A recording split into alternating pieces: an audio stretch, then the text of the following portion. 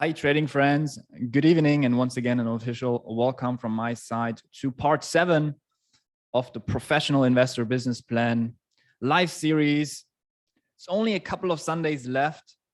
It's a couple of exciting Sundays left because we're going to wrap up the Business Plan live trading series with a few exciting topics, including investing, as well as assessing our trading, as well as investing performance with a trade log that Tanu, one of my mentoring students, has created and that I liked a lot when he showed me. And so I asked him if he was willing to share it with everyone, and he gave me the thumbs up on that. So not quite sure yet on how we're going to structure this next week in terms of sharing this with everybody, but I'm hoping that Tanu can actually explain his trade log to you. So I'm going to give him access to sharing his screen, and so he can potentially share everything with you. But how we're going to do it, you'll probably find out next week.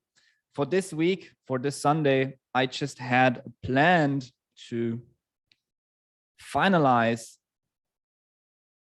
my investing rules, which is the final chapter of our Professional Investor Business Plan. Last time we talked about some of the fundamentals that we look at. We also talked about the general idea of time itself and its importance in relation to timing the market, what we do with our fundamentals as well as technical set of rules. And with that, I'd like to continue with that theme as we now later on going to talk about our different strategies and the importance on all of those strategies in terms of time in the market versus timing the market. Some of the strategies that we'll use, we'll have a bigger focus on time in the market as opposed to timing the market. And I'll talk you through all of that as well. Before we do so, I did get already, I think a few weeks back, someone in the chat asked me, why investing at all? It's why should we do investing at all? And why shouldn't we just follow a trading strategy that would allow us to accumulate consistent hours in the long run? And with scaling up our business, as we risk more and more money, wouldn't we be better off with simply trading alone? It's also a question that I've been getting a lot recently. And so what I did is, compared to the document that you saw last time, I added another subcategory here, which basically says why investing. So I just want to spend a couple of minutes here, because you may be wondering yourself, why should you be investing? Why shouldn't we just be focusing on trading? Why do we need both? Right? I'm a firm believer that we need both to be successful in the long run. And there's many, many reasons why, even outside of the reasons that I'm mentioning here, but I just want to cover maybe the most important ones to me that I wanted everyone to be on the same page.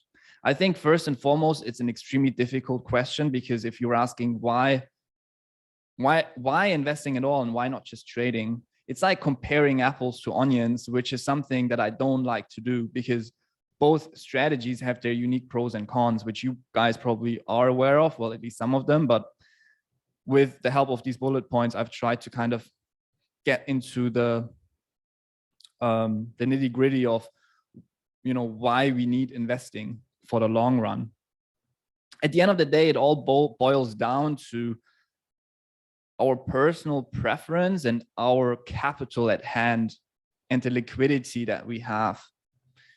And so if I have a mentoring student that on boards that I take care of, then I would usually, one of the first sessions, I would usually go through their preferences and what they want to achieve in the long run and the amount of capital that they have on hand to work with.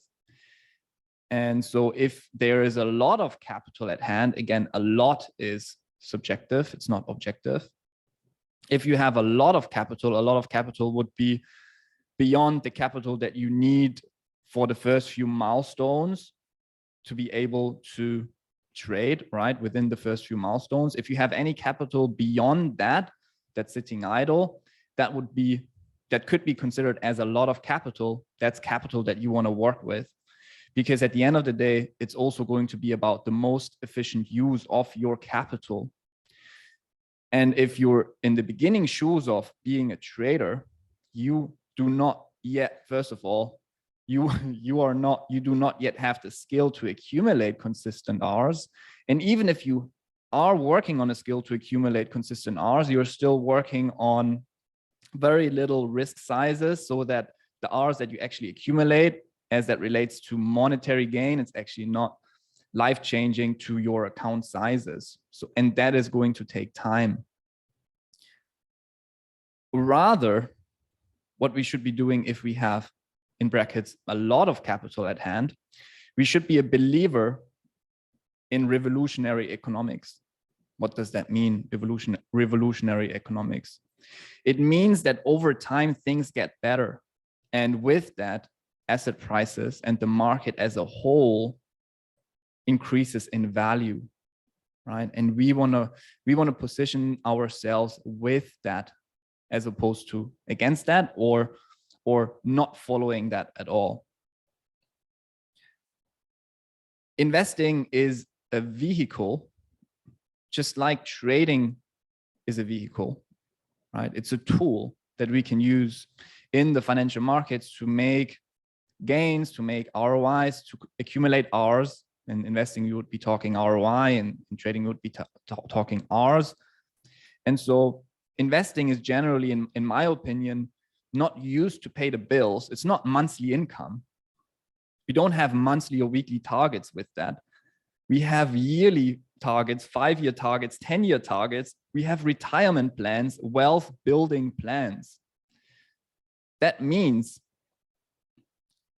that if I am asking my future self, right, my future self would probably want me to use the safest approach for retirement, because this is money that I'm dependent on in the future, right? And especially in the beginning, as I do not have a lot of skill as a trader, I can work with some of the strategies that we have, the very defensive strategies that we have, to go exactly with the market, right? To believe in revolutionary economics and still make that money work for us. And if you also think about retirement, right? Retirement wealth creation, it needs to be safe. It needs to be safe, and it needs to be defensive.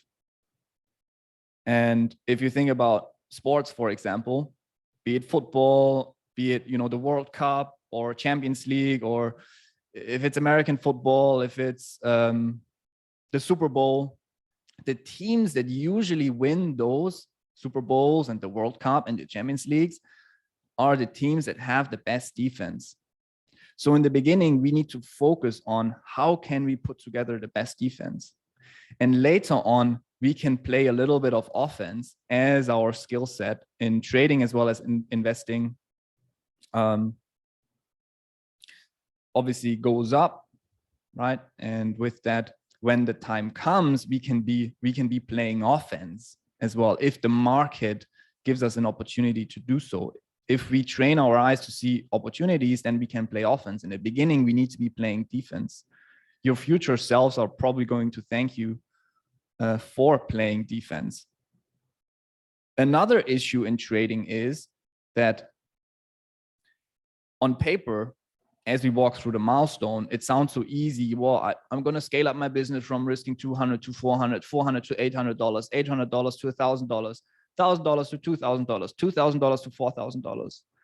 In reality, and everyone is going to be a little different here too, the reality is that there's going to be a lot of emotional barriers in terms of monetary risk sizes and monetary targets that we need to overcome.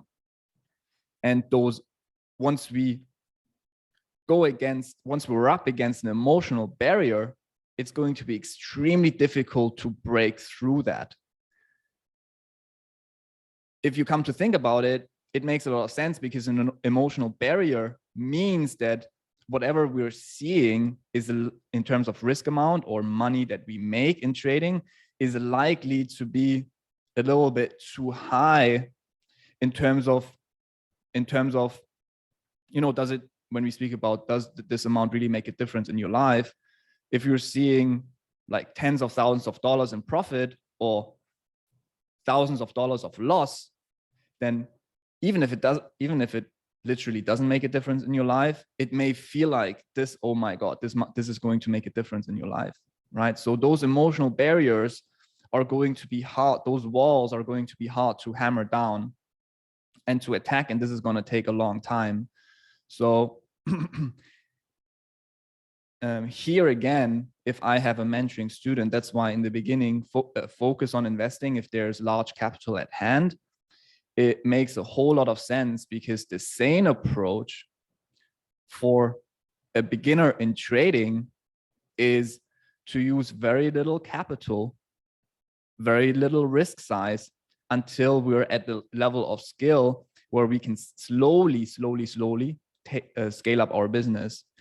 In long-term investing, the same approach is to deploy our capital with the direction of the market, right? That's the same approach. There's no other approach that I know of, unless you have come across one. And so there's, as you will later on see, and if you've gone through the stocks course, you'll also understand there's very little skill that's needed, at least in our most defensive strategy, to deploy that capital and to comfortably and conveniently, with very little time, outperform the market.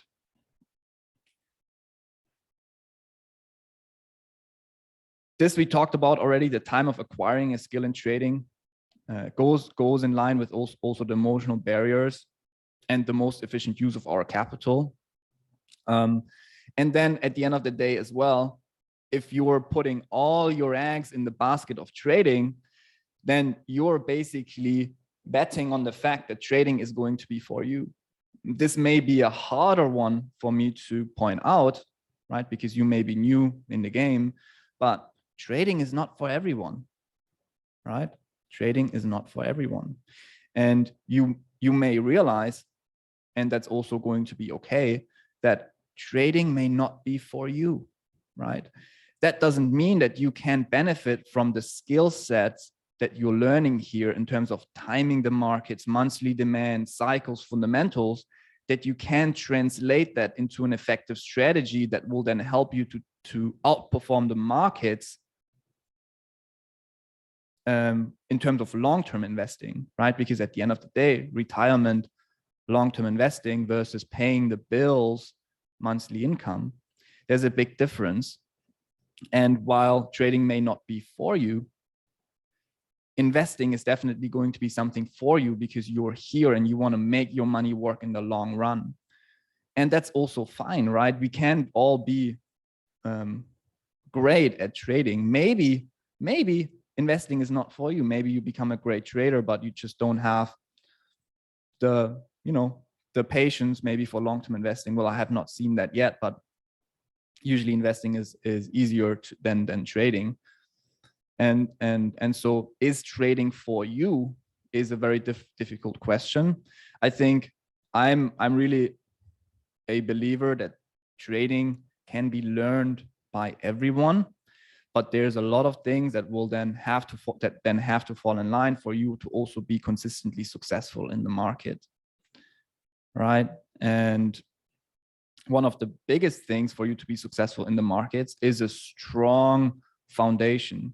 If you have a strong foundation in investing, then it's also going to be easier for you to be trading, right? If you are a good trader though, investing is going to be a lot easier, because you have the skill set of also timing the markets, which then relates to basically everything that we do, even cryptos, right? Which we can time effectively using monthly demand and cycle analysis. And when you come to the point where you're maybe is trading for me, you're going to ask yourself, is trading for me? And you're about to throw in the towel. By simply trying it yourself, that's not something that I would recommend. If you are ever at a point where you're going to say, I've really tried to make this work for at least a year, and I've consistently been part of the campus, and I've consistently done everything that I can, and you need further help, then I would rather a third person to look, a neutral person to look over your log, to look over your trading material, to look over your skill, to look over your shoulder, who then can work with you. And at the end of the day, potentially decide if trading is not for you or whether it is actually for you. And you just needed those slight changes to put you in the right direction, because most of the time from what I've seen, it's really slight changes that need to be done at the end of the day to make this stuff work. And sometimes it just needs a third person to kind of look over the shoulder, right? And even Warren Buffett had mentors. Warren Buffett had great mentors at the end of the day, right? Edgar Lawrence Smith was one of those. Warren Buffett learned many things from Edgar Lawrence Smith. Edgar Lawrence Smith is the decennial pattern guy, right? That's also part of our analysis. So at the end of the day, it's beneficial for all of us to have a mentor. And I believe a mentor is important because you cannot audit your own belief system, right? I cannot audit my own belief system, and Bernd cannot audit his own belief system. All right, we have a way of our strategy working for us, but I'm sure if I had someone above me who's looking over my shoulder that is better than me, I could also potentially advance, right, in many ways. And so this here, right, is trading for you. If you feel you need help, then we find that many times, and just reach out to us. I don't want you to just throw in the towel and say, this is not for me, without seeking out help first. But at the end of the day, this is why we need both, right? Because trading is just simply may not be working for you. And that is going to be fine, because at the end of the day, we're here to outperform the markets, right? And in whatever way we can achieve that, ideally, we have a combination of paying the bills, monthly income, that is kind of like offense as well, and defense, retirement planning, wealth creation. And when the time comes and we are very good at trading, we are very good at offense, and the time comes where we feel comfortable deploying large sums of money with a trade, right? I'm speaking thousands and thousands of dollars with a single trade, and you make a couple of hours with that, then also that money that you have left over as a gain is money that you will then move over to investing too. So it's not just going to be sitting on your trading account, right? You're going to move that over to your investing account, and again, make use of that capital.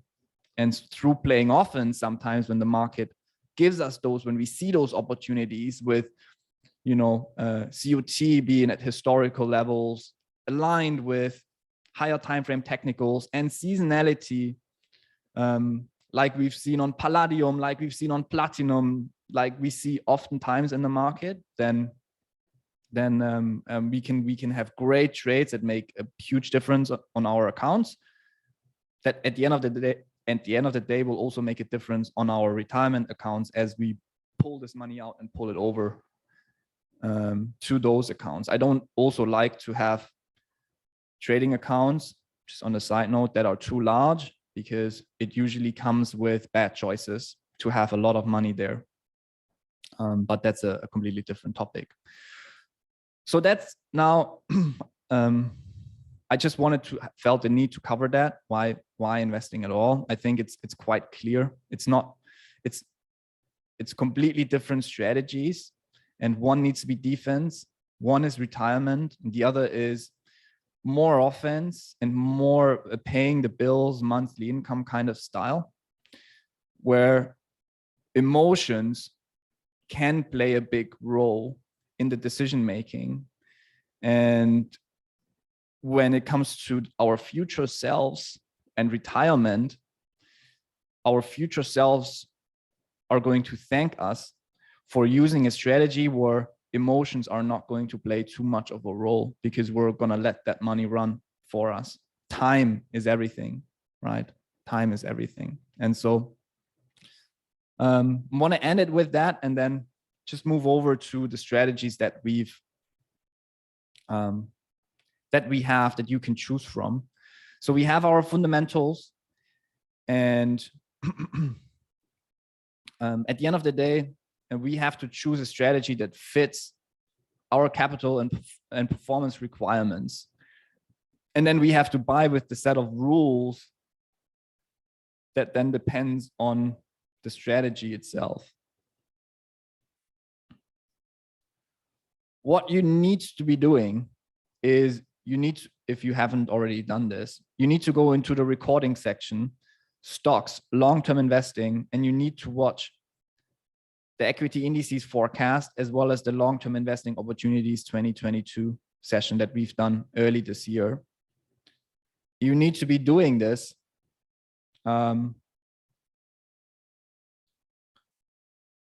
right? Because this is where we basically talk about what's going to happen this year, and that's going to play a role into the cycles when we're looking to buy, when we're going to be bullish, right? So we said in February, we're just going to go and buy, right? And so now the low came in end of February, but again, these cycles are not perfect. They just give us a little bit of a roadmap. And so early year weakness, first buy point in early February, and we should go into April, May easy with a nice little rally. And then another good buy point, late year, September, beginning of October, with the much bigger buy point. So that gives you the cycle analysis. That also gives you the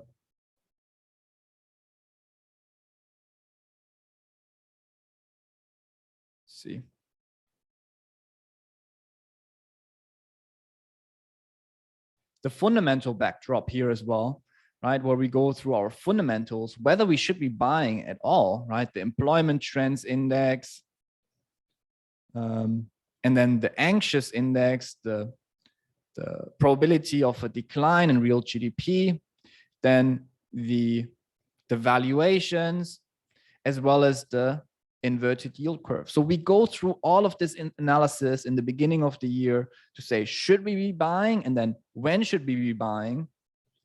And for you to understand all of this, of course, you have to watch the stocks course first as well. But these courses for you, these lessons and sessions that we've had are mandatory for you to watch before you obviously then deploy your capital as well. And so you can see these were under fundamentals, right? Dynamic yield curve, anxious index, conference board, employment trends index, and the valuations, and then the market cycles as well with the decennial years from our dear friend, Edgar Lawrence Smith.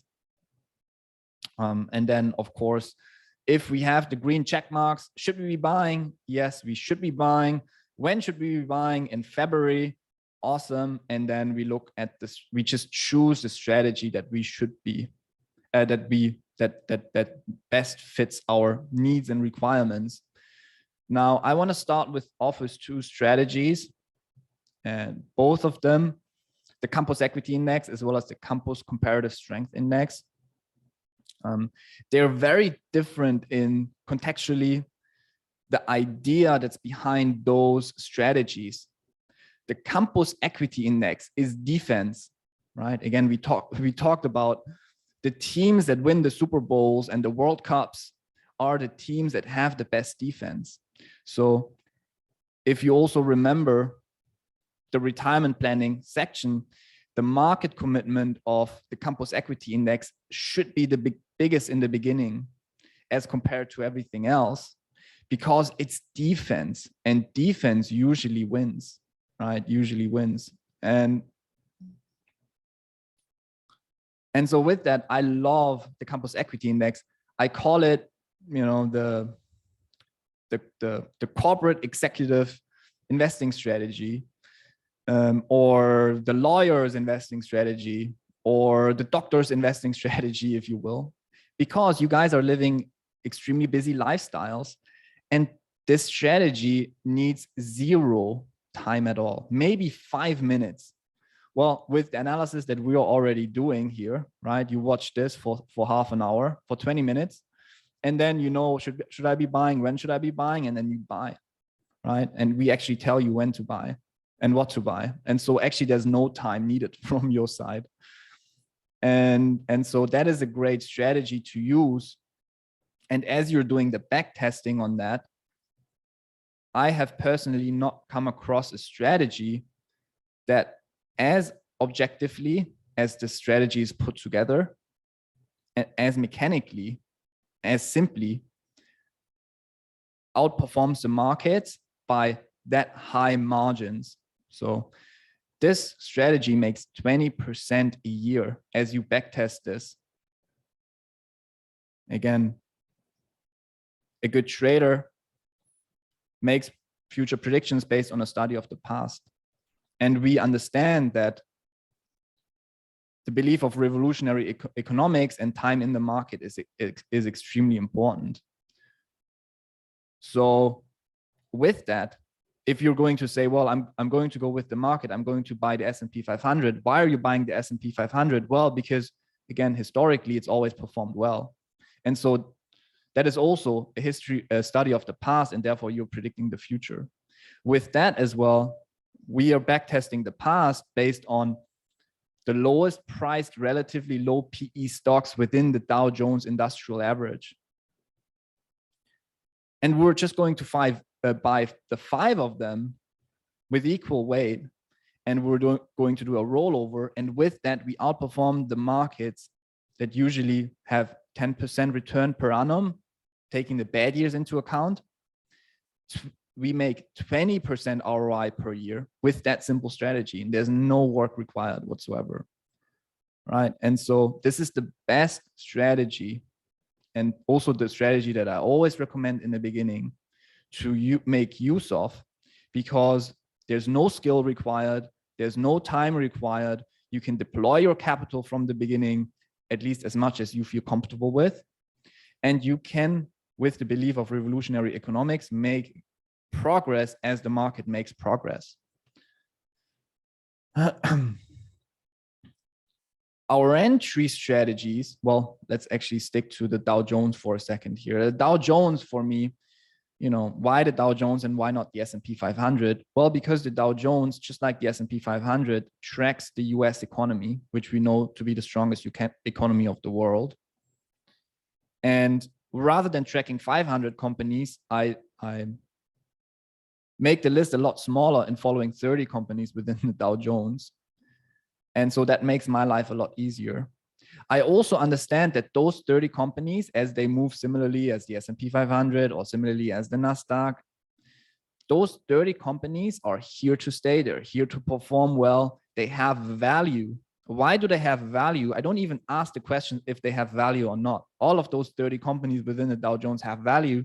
All of those 30 companies probably are better companies than I could ever pick, right? Why am I saying this? Because the people of the Dow Jones Industrial Average have a track record that goes back hundreds of years, 100 years, and their track record is phenomenal. Nothing like you will have ever seen before. And so, of course, they are the best at what they do. And so rather than going to a mutual fund, you can just go look at what the people of the Dow Jones Industrial Average are doing, the companies that they're picking. And then we're trying, why is this defense? Because we're trying to pick the most defensive stocks out of that list. What are the stocks that have the best value out of those stocks, right? And thereby potentially avoiding some of the losers within those 30 companies that are going to pull the overall index down. As we focus on further value, we can then further outperform what the people of the Dow Jones are doing. And so that, because that has worked so phenomenally in the past, that is just what we're going to continue to do year after year after year after year. And so our entry strategy of that is very simple. We will have a timing focus here, but the bigger focus is time in the market. All right. So the biggest focus here is time in the market. We have a little bit of a focus here on timing the market. How are we going to time the market? We're going to buy around the cycle lows determined in the yearly roadmaps. And then if at all possible, we're going to buy the monthly demands. The exit strategy is we don't exit. Right? We don't exit unless we see a fundamental warning sign. And then we potentially look, as we can sidestep recessions, we can then potentially look to, find the door and run if needed. Protect some of our capital. We also potentially need to perform some rollover, right? We need to perform rollover once a quarter or at the cycle lows. Whenever basically the list is changing, we can look to perform a rollover at the next cycle low or at the next quarter. And if you come to think about it, when is that list going to change? Because already we're buying the 5 lowest priced and the relatively lowest PE. The only way how we're going to change that list is if the price is going to change. And so if the price of our stocks is going to rally and therefore also the PEs go higher with the increase in price, then and other stocks therefore are lower relatively to the stocks that we have bought, then we perform a rollover. At this point, a rollover is going to be a luxury thing to do because it means that we have made crazy gains with the 5 stocks that we're holding. Historically, this strategy has achieved an average of 20% ROI per year, including the bad years. We talked about this. The strategy consistently and comfortably outperforms the best US equity indices, Dow Jones and S&P 500 every year. Well, I should rather say on average, which those make 10% per annum on average, and we make 20% per annum ROI on average. And so this is the most objective mechanic and least time-consuming strategy I know of to outperform the markets consistently. Playing defense, right? Playing defense, making use of our capital, putting that to work very comfortably. And if you have put it to work lately, then you also know the power of this tool, because we put this to work last year again in October, because that was the cycle low of 2021 last year in October. And while all of the markets absolutely crumbled, the Nasdaq up to 15 to 20%, and the markets bled to death, the overall indices, this index itself held up pretty well. It was just a little cut, couple of percents, right? So it works also on the way down because we're picking value. So also when things go bad and the index drops, we are picking defense, and we are better positioned. Showed it this time again that even on the way down, we made less loss than the index itself. And so this strategy is for you if you want to deploy large capital with little volatility, but low to medium upside potential. But isn't it crazy that we're calling 20% a year low to medium, right? that to me is kind of like crazy, because 20% a year, we saw it with the retirement planning, 20% a year. If you invest $10,000, 20% a year, after 27 years, we have more than $1 million.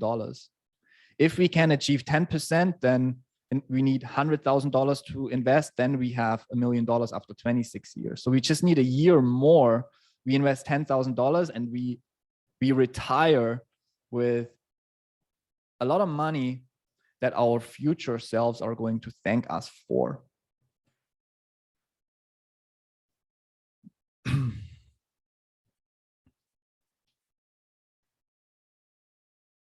If you're new to long-term investing, then if you're new to the campus, for sure, look into the strategy. And here's a performance review from the 2nd of November when we deployed it the last time to today. And that was when I did it the 10th of February. So what we can just do together as well as just quickly update this for the record. So here you can basically see the Campus Equity Index with the companies, the entry dates, the weight, all same weight, and then the current price here. So all we have to do is we have to update the current prices, assuming we enter the Dow Jones, S&P, and Nasdaq at the same date that we entered those. Then we see basically we can compare how the performance is. Back then, when I did it last, we were looking quite solid, 1.4%. The Dow Jones and the S&P and the Nasdaq were all in the negative. So we can see this is quite a nice outperformance. You know, we're in the profit already as these ones are still down. But let's update them. Walgreens. Well, I have the Dow open right now. The beautiful thing about one more thing to state here on the Campus Equity Index, why I even love it more than the Campus Comparative Strength Index, is more, well, outside of all the other reasons that I've already mentioned, what the people of the Dow Jones are extremely powerful in is picking value, but they're also extremely powerful in understanding new technologies, new companies that are quite in their infancies, right? And that have only started to be tradable, and they include them within the Dow Jones. And those new companies that they include in the Dow Jones, those are the interesting companies that we want to look at, right? So if you look back 100 years ago, within the Dow Jones, you had no Apple, you had no Coca-Cola, you had no Microsoft, right? You had mostly railway companies and companies within the oil industry that made up the Dow Jones. And as time evolved, they evolved. They get rid of the old wood, and they introduce the new companies that have future relevance within the industries that they operate in. So Apple, if you look that up, Apple, they introduced very, very early, I think it was in the 1990s or something like this, they introduced Apple. So imagine looking at this strategy, and Apple will be in your top 5 here, because as they introduce Apple, it's a new company, it will be priced very low and probably the lowest, right? And then all of a sudden you have Apple in your list, right? And so how I come to talk about this is Dow Inc. is one of those companies you can see on the monthly chart. Here, I only have data from 2019 onwards. And so the Dow is at the moment the best performing of the strategy with 11%. And the Dow is a new company. And we have the Dow because we're looking at the lowest priced, right? And so we have a new future relevant company within our portfolio, which is just awesome to see, right? Imagine having had the chance to look at Apple, having had the chance to look at Microsoft when they first were introduced by those guys of the Dow Jones Industrial Average, because they see those companies before we see them. We can invest in them now, right, as they become hot and volatile, but better to find them early on, right? And so that strategy allows us to find those gems early, even though we don't know anything about those companies, right? So, I mean, apart from, none of those companies I know very well. And so we don't have to, right? But that idea of catching those companies early as they're introduced by those people of the Dow Jones is also a great concept of why the strategy in the long run works extremely well. And so it's very interesting, and I can only recommend that. I've touched on that a little bit on the stocks course. If you go through the past, and you can do that on Wikipedia, on the Dow Jones Industrial Average, because it's only 30 companies that you have to track, when certain companies were added and when they were removed and what was removed and what was added. It's absolutely mind-blowing to see the kind of companies that they have added and when they had already added that. So again, those are, in terms of stock picking and in terms of determining what has value and what is here to stay and perform that well, there's no one that beats those guys. And so I cannot sit here and say I can beat those guys, because I cannot. But what I can do is I can understand what they do and build on that. And as we backtest a few things here and there, potentially even outperform them, which is by itself difficult in nature because they do such a great job. But here, for example, the Dow, part of our list, is now trading at 64.70, and Cisco, and so down here we have them, is trading at 54.97, and then we have Verizon. Why am I also doing this? I'm doing this because, of course, we need to assess these strategies as well eventually, right? And then down the line, see, you know, if the Campus Equity Index even performs our Campus Comparative Strength at the end of the day, there's no point even doing this anymore, right? So might as well eventually just do that, even though that's a very boring strategy to follow, and that may be the downfall on the Campus Equity Index. It's so boring to do, like buying Dow, buying Intel, buying Walgreens. Oh my Lord, right? I mean, this is not exciting at all, and we want oftentimes our investing and trading lives to be a little more exciting. The Verizon is at 51.28. Intel is at 51.83. Walgreens is at 47.12. So we're making 2%. 2%. Well, 2%, you may be saying, it's not so great, right? Well, let's see what we can only be as good as the market, right? Let's see what these guys have been doing here. S&P 500, 4536.50, minus 1.5%. Nasdaq,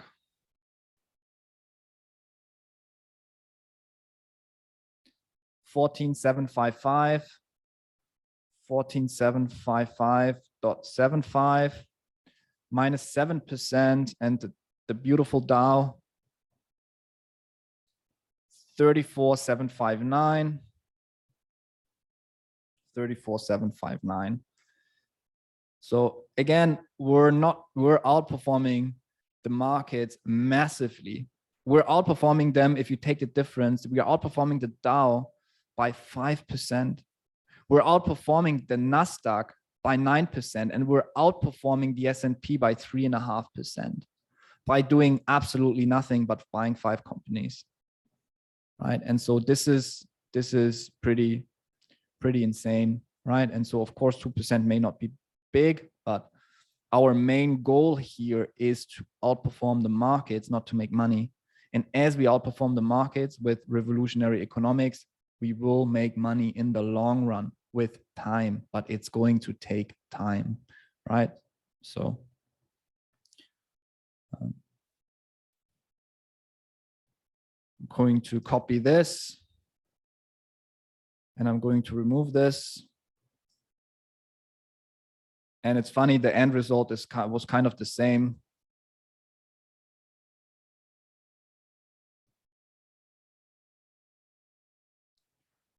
Of course, page break. So the update is 27th of March. Now, of course, this is just a snapshot of time. I've had many snapshots of time now since we are positioned in this, since the 2nd of November. There was not one day where we were worse off than the equity indices, right? But of course, this is now just a snapshot. We need to assess this after a year as well, after half a year, after each quarter, we need to be assessing this. Anyways, after each quarter, we need to look at this and see if we need to perform a rollover or not. So again, I can really just recommend this strategy to everyone who's new to investing, who wants to put down money for the future, make money work for you, and with the idea to outperform the equity indices. That's a great way to do it. And my personal favorite, is my personal favorite because I also, within the retirement planning, there's the biggest weight into this. All of my mentoring students, I tell them to do this from day one. Well, as long as they have watched the stocks course, then I am deploying cash with them together, right? I do this because until you make money with trading, I want you to at least follow the market, right? At least follow the market and make money this way.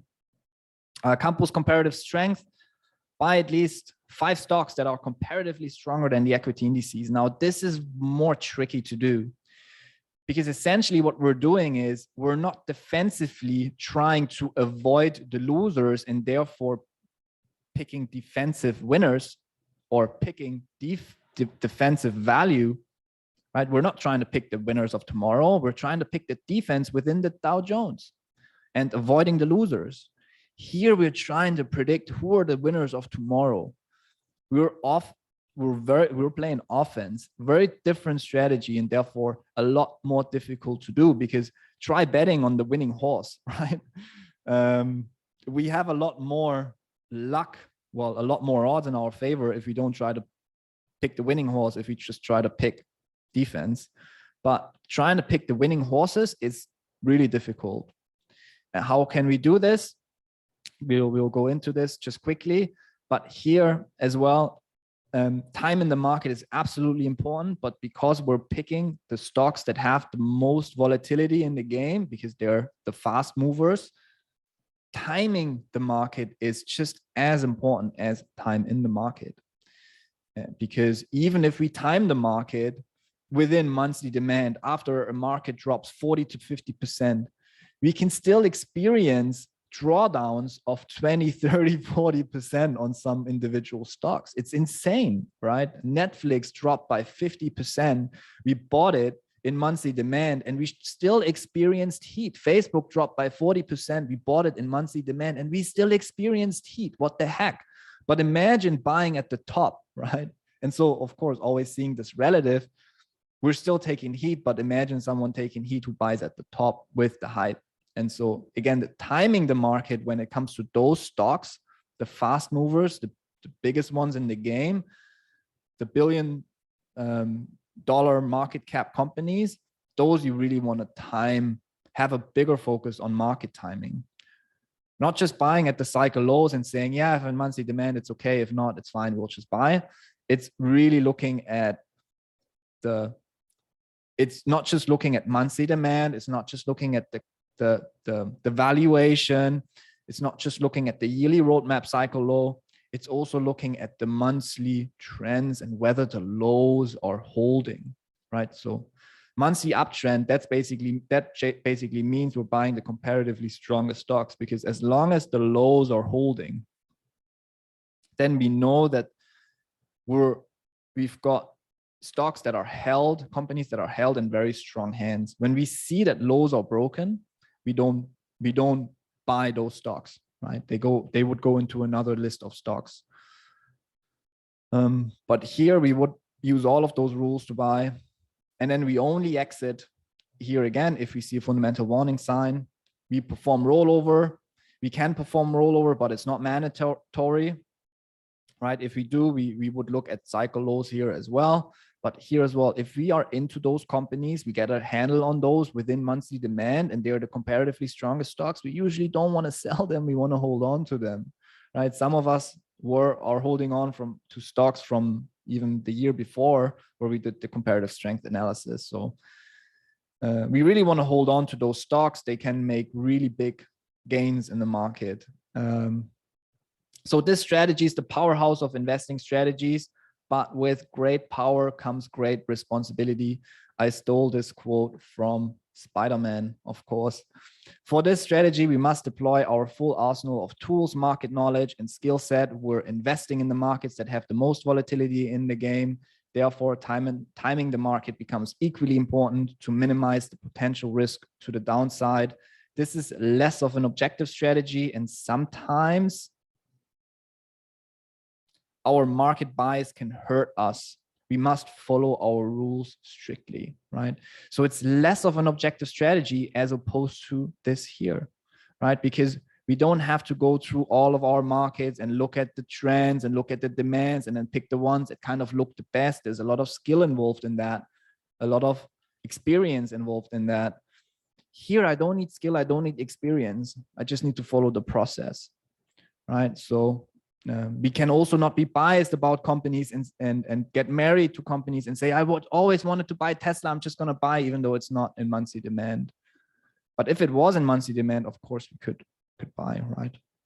And so this strategy is for you if you want to deploy large capital with high to very high upside potential, right? We're speaking high to very high because your reward potentially is much, much higher than just 20% ROI per year.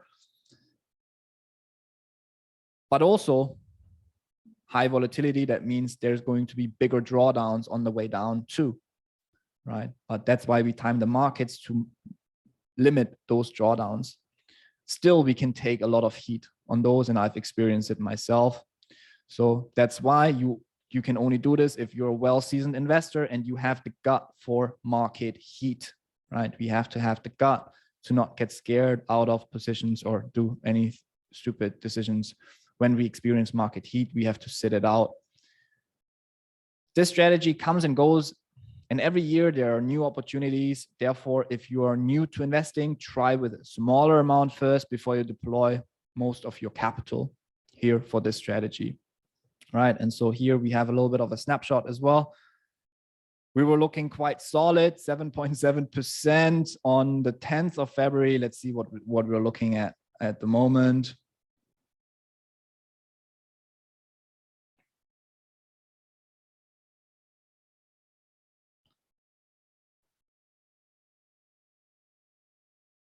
AMD, we're looking at 119.6, 119.67.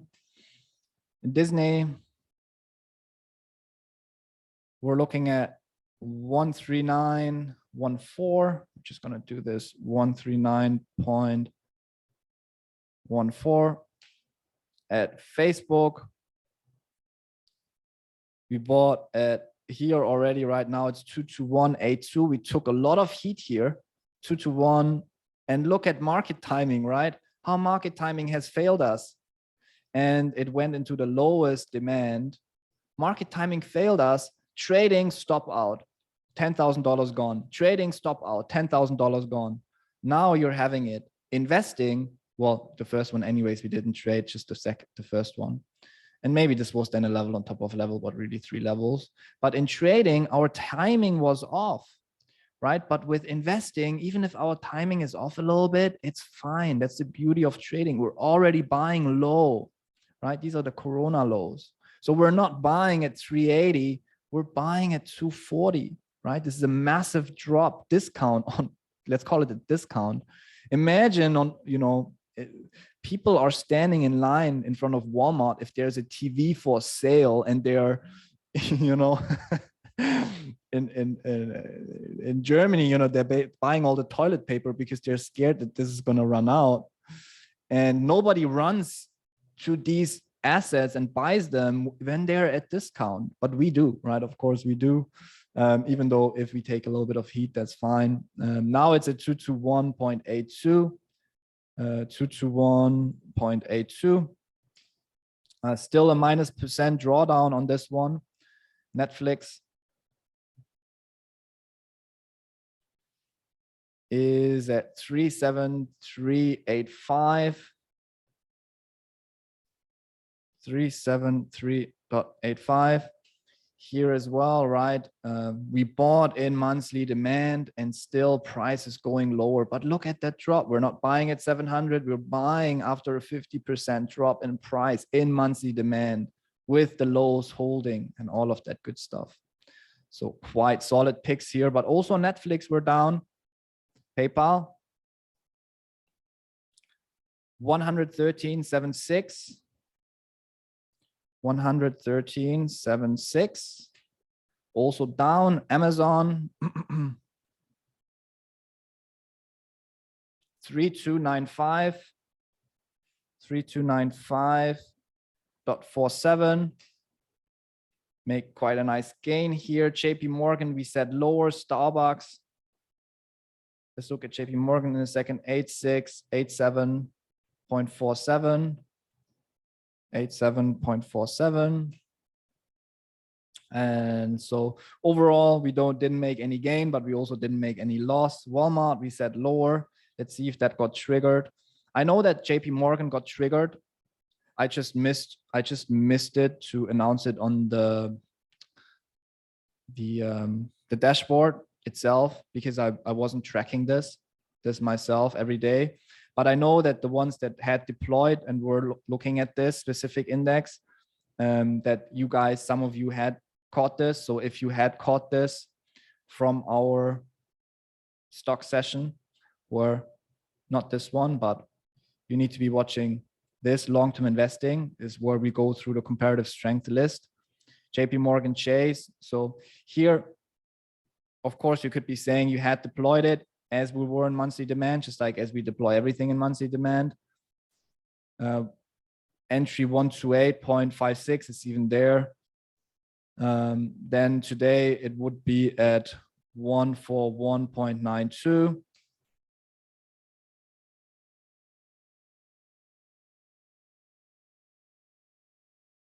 And then we would have a 1.3%, right? 1.3% here. As an average, Walmart never kind of got deployed. This was something that you should have deployed as you would deploy this, right? So as you would deploy this. Also, you may be asking, Jan, why are you not deploying this yourself, or are you deploying this yourself? Well, all my money is deployed, basically, right? And because this comes every year, this comes and goes every year, these companies are going to change every year. And so if you're not, if you only feel comfortable with doing this next year there'll be different companies, or maybe in October there'll be different companies here within the list that we then deploy. And so this changes every time. But for those of you that have deployed now already on those, I think this is a great list of companies. Amazon, PayPal, Netflix, Facebook, Disney, AMD, JP Morgan, a great list of companies that are also doing quite all right here. Let's see on those. And here we're also not outperforming the Nasdaq and not outperforming the S&P 500, right? So buying on the same day, as of today, we're not outperforming them, which is bad at the moment as we look at the snapshot. So if we do not overall, after a quarter, after a year, manage to outperform, these three here with our own index, then of course there's no point in going forward with that. But I'm sure we probably will be able to, looking at these kinds of companies here in the list. All right, so let's see. We're going to update this as well. I'm going to remove this and just put it here.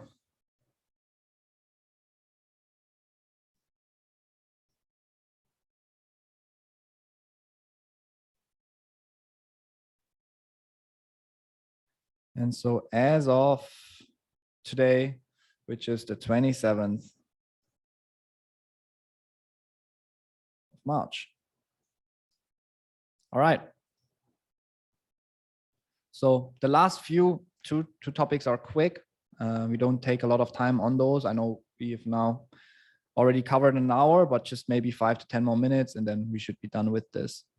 There's also other stocks as well as cryptos that, of course, we could cover, right? And so you could build yourself your own portfolio of other stocks. If you do so, then of course we need to learn about those companies and their future earnings projections and all the fundamentals that come with that. This is for sure going to be advised. Things that to look at are disruptive technologies. We also have some online trading campus stocks like Clinuvel, Median Games, VolitionRx, Synthera that you can look into and buy within monthly demand. But these stocks, they come with extreme volatility, but they also come with extreme upside. When they move, they will move, right? And so they come with an extreme upside. They're small cap, so they may take longer. They may take a longer time to work out, but you need to be a little bit more patient with those probably, but they can be part of your portfolio as long as you learn about them. We also identify other stocks frequently that could be part of your list, like Zoom, New, Baba, right? And so these stocks must be timed in monthly demand. We also do that as well, right? These others like Baba within monthly demand that we already had one spot up here as well, right? But there's nothing wrong with that. And now down here again, monthly demand, right? Or Neo or Zoom or whatever the companies may be that you're looking at as you're deploying that your capital. What you need, why these kinds of other companies are in the other list is because look at the entries versus where price can go. Even if you buy low and in monthly demand and you buy and hold, you're looking still at 140 to all the way down to 90. It's like a 30-40% drawdown. So if we had a company like this within our indices that we create, then our averages would be completely skewed, right? No way we would walk out with a profit on our indices that we're creating. And so this is not defense, this is offense, right? But of course, if we manage to buy at 144 and this thing goes back to 500, then of course your upside is there. You can make a crazy upside, but of course your drawdowns are a lot bigger as well. And so I'm a big fan, really a big believer in not in offense. I think most people, when they get the idea of investing, they have this idea of, I need to be picking the winners to do well in this. My belief is we need to be playing defense to be winners in this game. It's in my opinion, the only way to be winners, long-term winners, right? Because we don't need to pick the winners to make progress. Just need 10 to 20%. We can make 20% with this without doing anything. Okay, easy, right? And so we don't need all of this, but of course, I'm also aware that, again, this excitement part of, retirement planning, and you can commit other stocks, 10% of whatever your total commitment of these strategies is, a small percent to have like excitement, have like your own kind of stocks that you find, you do the research you're excited about, because you read about them and you follow them and you like what they do and you may be using their product and whatever the reason may be, you can do that, but it shouldn't make up the biggest chunk of our retirement safety defense, right? And so with that in mind, we can always do that. And there is always going to be times to do offense, but offense then also maybe with a little bit of a smaller amount. And then crypto portfolio, I don't even want to spend any time on this, maybe two or 3 minutes. I am aware that obviously crypto is a big thing for most people, and also for most needs to be part of and should be part of most portfolios. However, I'm also a believer that everyone should build their own crypto portfolio. Right. Below are some questions that you may be asking when you try to build your own crypto portfolio.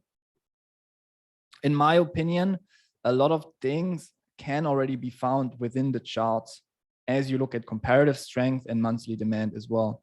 When you deploy capital into crypto, the key is monthly demand.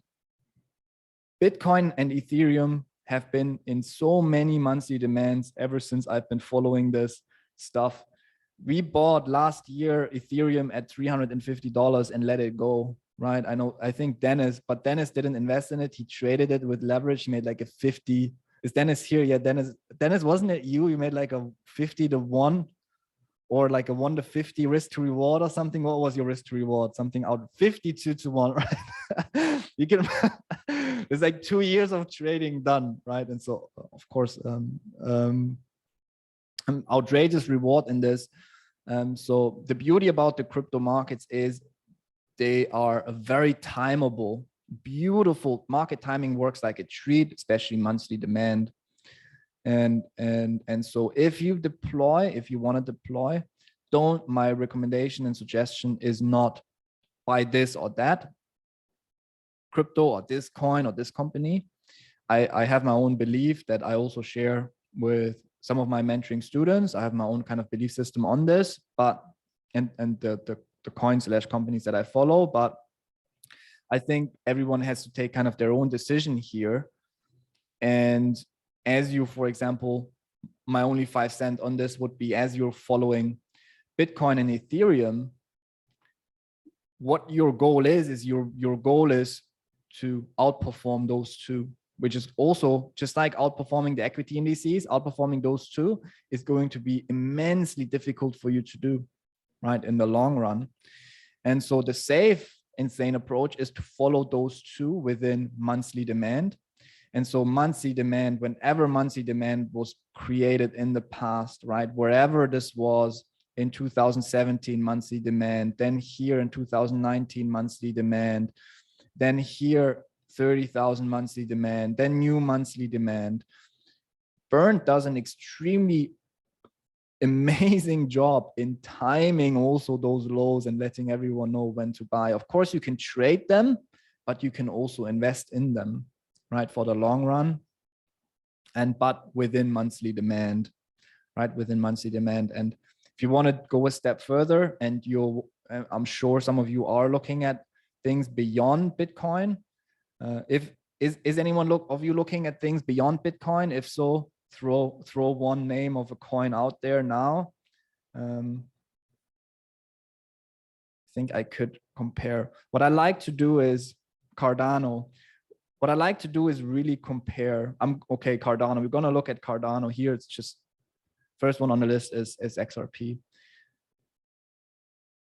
What I like to do is compare, right? Because that's where comparative strength comes into play. So what you want to achieve is eventually buying the assets that are in the strongest hands. And what are in the, if you know, how can you potentially see that they're in the strongest hands? You just look at the lows. We've got a low and we've got a higher low, right? And so with XRP here as well, we've got a low and we've got a higher low. So that's also quite good. If I was to change that to Ethereum, for example, right? Then also I would see, I don't really care about, right? This is all about the scaling. What I care about is the low versus this low and the low versus this low. Look at this, we're much higher, a lot higher than Bitcoin, but the lows are still holding. Ethereum potentially, comparatively speaking, looks a bit stronger than Bitcoin. But then if you're looking at other coins, like for example, and look at Ethereum and Bitcoin anyways, they move like hand and glove, right? It's like the same. One is going to outperform the other slightly. But if you're going to look at ADA, right, for example, then it's something that I potentially would not invest in. Why would I not invest in? Because if I am looking at the major lows versus the major lows, and even if I'm comparing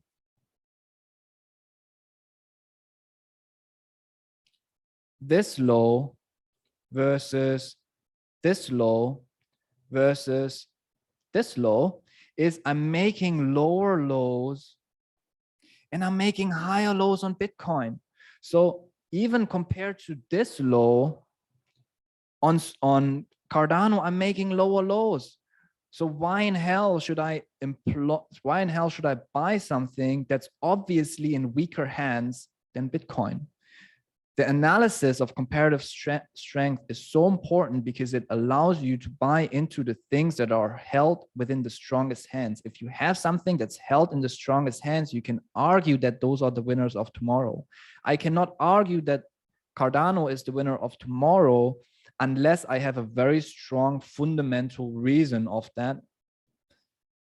why this may be the case. And I can compare that to Ethereum or whatever it may be, right? Then if you're buying the things that go into the new lows here, then what really needs to be solid is that list benefits of blockchain technology. What are the specifics of the blockchain use case? Cost of technical challenges and transition. Are the net benefits sufficient?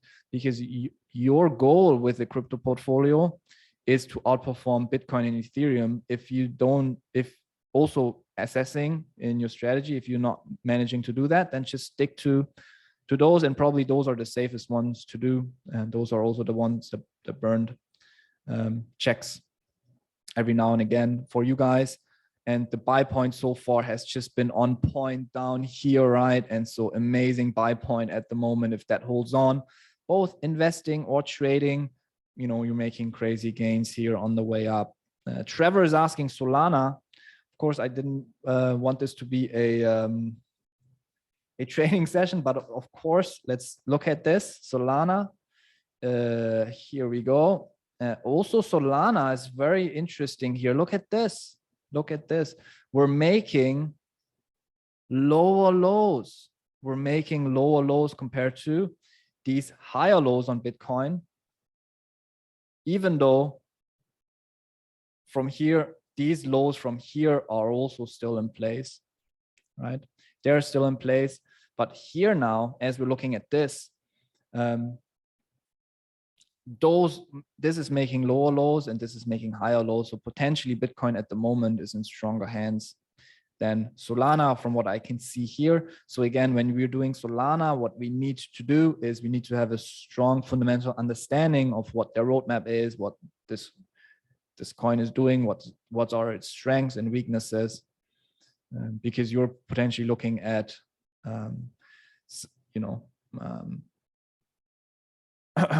at a competitor of Ethereum here, right? And so very interesting though. Very interesting to see Ethereum, Cardano, those coins be thrown here into the mixer. I think that analysis by itself, as you're comparing and contrasting when you want to buy, helps you a lot in determining what you should buy, right? Of course, at the end of the day, we could be wrong with comparative strength, but we always need to have an objective approach that has the best odds for success. And as we look at stocks, comparative strength has the best odds for success. We know this, right? We looked at if you look at the stocks course, you can look at all of those stocks that during the Corona crisis held the lows, like Apple, like Microsoft, like Google. All of those stocks that held the lows were the winners of tomorrow. And then after they were the winner, everyone comes out with the reasoning of why they were the winner. Oh, because big tech here and there. But this could have been seen technically within the charts, and everything that didn't held their lows, that broke the lows, like all the airline stocks and everything else, they also recovered, but nowhere close to the gains that those companies have made, right? So this is a crucial analysis that also transfers to cryptos. And so was important for me to mention this. And then everyone just has to decide on what their portfolio is themselves, right? Because I also understand that crypto is an emotional subject. Probably Dennis is quite emotionally attached to Cardano and likes Cardano. I don't dislike Cardano. I'm just saying technically based on this rule, it's not, I would rather buy Bitcoin or Ethereum. But again, this could be wrong here. So if you do the work in terms of the fundamentals, which I haven't done on Cardano nor on Solana, so I don't know, I can't. That's why I'm also not covering this here today. I really don't know. Also, when it comes to the stocks, right? We could be talking about all the differences between Amazon, Netflix, Facebook, and their value proposition, all of that. I really don't know, right? I'm just buying them because those are my sets of rules that I have. And I'm believing that the Dow Jones, the people of the Dow Jones are going to continue doing an unbelievable job. And I'm kind of taking a leap of faith here. And with the crypto portfolio, it would be the same thing for me. Even though with those, I do like to also look at disruptive technologies that could potentially solve the problems of Bitcoins and Ethereum. So you guys, if you're doing like Cardano and Solana and you're thinking outside of the box, I think that's a good way also to be thinking about cryptocurrencies generally. All right, everyone. So a little bit over time today, but we finished the My Investing rules. Next time we can tackle the trading log, and probably we're gonna take a one or two sessions here. I really want to spend a lot of time on this because again, this puts everything into context, not just the pursuing of our goals, but also the assessing of our goals, right? And only if we assess them properly, in knowing what we have to change to do better, we can actually become good traders eventually. So are there any questions in terms of this last lesson on the set of rules? Thank you, Dennis.